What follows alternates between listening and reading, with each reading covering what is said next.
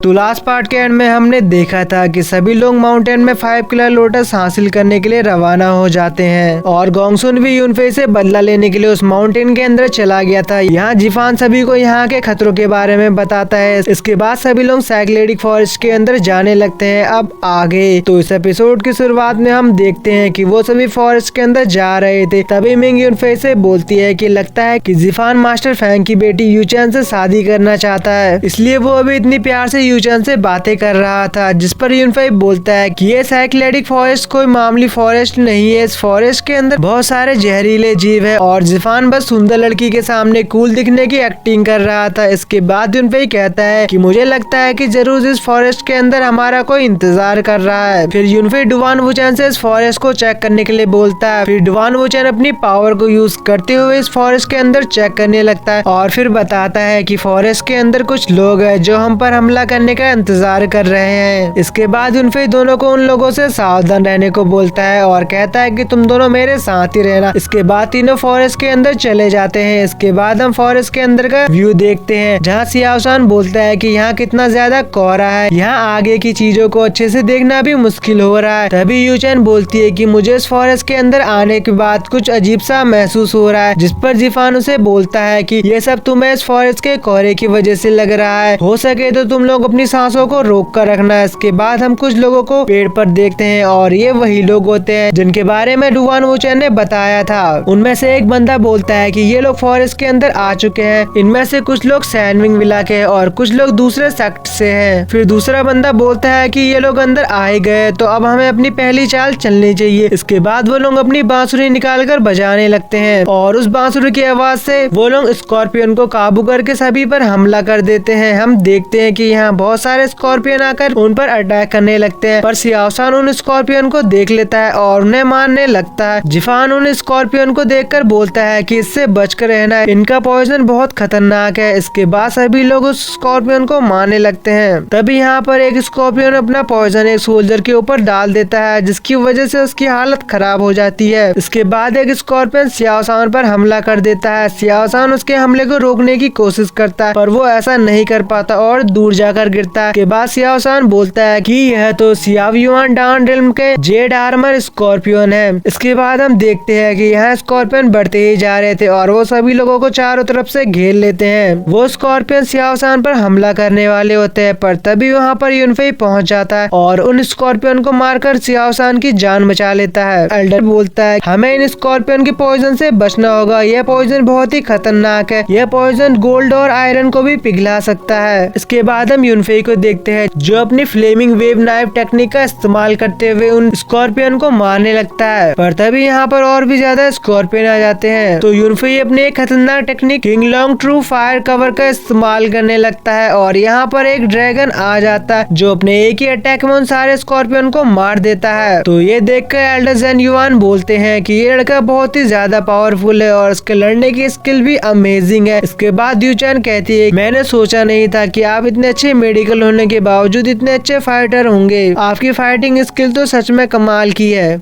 इसके बाद हम मिंग को देखते हैं जो अपनी स्वॉर्ड स्किल का यूज करते हुए बड़ी आसानी से उन स्कॉर्पियन को मार रही थी। इसके बाद डुवान वुचैन को देखते हैं जो अपनी एक पावर का यूज करने लगता है, जिसकी वजह से सारे स्कॉर्पियन यहाँ से वापस चले जाते हैं। इसके बाद यूचैन उनकी जान बचाने के लिए यूनफे का शुक्रिया अदा करती है। तभी मिंग बोलती है कि तुम्हारे फादर ने तुम्हारी रिस्पॉन्सिबिलिटी हमें दी है, तो हम तुम्हें कुछ कैसे होने दे सकते हैं। और फिर सियाओसान भी यूनफे का शुक्रिया अदा करता है और बोलता है कि मास्टर आप मेडिसिन के साथ फाइट में भी बहुत अच्छे हैं। इसके बाद हम जिफान को देखते हैं, वो और उसके सोल्जर भी किसी तरह से स्कॉर्पियन को मारकर बच जाते हैं। इसके बाद हम उन एल्डर को देखते हैं जिन्हें स्कॉर्पियन ने घेर लिया था। उनमें से एक एल्डर बोलता है कि हमें डॉक्टर याओ के पास जाना चाहिए और ये लोग यूनफे के बारे में बात कर रहे हैं क्योंकि यूनफे ने इन्हें अपना असली नाम नहीं बताया है। जिस पर दूसरा एल्डर बोलता है कि हम डॉक्टर याओ से जेड स्लिप को हासिल करने आए थे और तुम उसी के पास जाकर मदद मांगना चाहते हो। जिस पर वो एल्डर बोलता है कि क्या तुम डॉक्टर याओ को हराकर उनसे जेड स्लिप को हासिल कर पाओगे, ये सब छोड़कर हमें अपनी जान की परवाह करनी चाहिए। इसके बाद उनमें से एक बंदा कुछ थंडरबोल्ट फ्लेम बम को बाहर निकालकर उन स्कॉर्पियन के ऊपर फेंक देता है, जिसकी वजह से वो स्कॉर्पियन मर जाते हैं और वो सभी यहाँ से भाग जाते हैं। फिर हम सियाओसान को देखते हैं, वो बोलता है कि ये आवाज तो थंडरबोल्ट फ्लेम बम की है। इसके बाद हम देखते हैं कि वो सभी यूनफे के पास पहुंच जाते हैं। सियाओसन बोलता है कि यहाँ एक ही जगह पर सैकड़ों की तादाद में इतने सारे स्कॉर्पियन कैसे आ गए, जिस पर जिफान बोलता है कि 3 साल पहले यहाँ पर कोई स्कॉर्पियन नहीं हुआ करते थे। लगता है कि इन 3 सालों में यहाँ पर काफी ज्यादा स्कॉर्पियन हो गए हैं। हम सभी को इनसे सावधान रहना होगा वरना हमारी जान भी जा सकती है। इसके बाद एल्डर जेन युआन बोलते हैं कि हम लोग यहाँ पर बहुत सारे लोग हैं, अगर हम सभी लोग मिलकर साथ काम करें तो हम आने वाली मुसीबतों को आसानी से पार कर सकते हैं। और ये बात यहाँ पर सभी को अच्छी लगती है तो वो सभी लोग भी एक साथ काम करने के लिए राजी हो जाते हैं। इसके बाद हम उन बंदों को देखते हैं जिन्होंने स्कॉर्पियन से सभी पर अटैक करवाया था। वो बंदा बोलता है कि हमने जितना सोचा था ये लोग उससे भी ज्यादा ताकतवर है। तो दूसरा बंदा बोलता है कि अब हमें आगे क्या करना चाहिए। तो वो बंदा बोलता है कि ये फॉरेस्ट बहुत बड़ा है और हम इन्हें यहाँ से बचकर नहीं जाने देंगे। इसके बाद वो फिर से अपनी बांसुरी को बजाने लगते हैं और यहाँ पर बहुत सारी बटरफ्लाई आ जाती है। तभी उन एल्डर में से एक बंदा बटरफ्लाई पर अटैक कर देता है। इसके बाद कुछ सोल्जर भी बटरफ्लाई पर हमला करने लगते हैं। तभी उस एल्डर को याद आता है कि इन बटरफ्लाई पर हमला नहीं करना था